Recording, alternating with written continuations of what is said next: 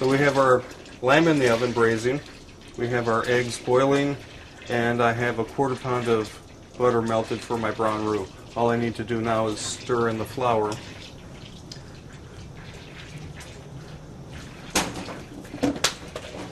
Adding the flour, I usually eyeball it. I mix it until it's even consistency. You want it pasty. You don't want it too thick. You don't want it too thin. So this is something you can learn just by experience pretty much. If you don't want to learn that way, just go 50-50. We're going to cook our roux until it's a dark brown. It'll have a color and texture similar to peanut butter. That'll be your brown roux. There are several different types of roux. You use a blonde roux, which is slightly cooked like so, and a white roux and a brown roux. Brown roux are typically used for brown sauces.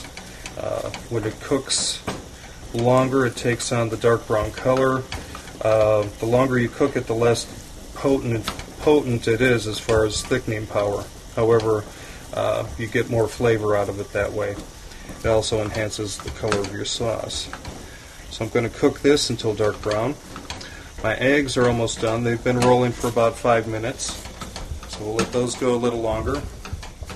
Our lamb should be ready soon.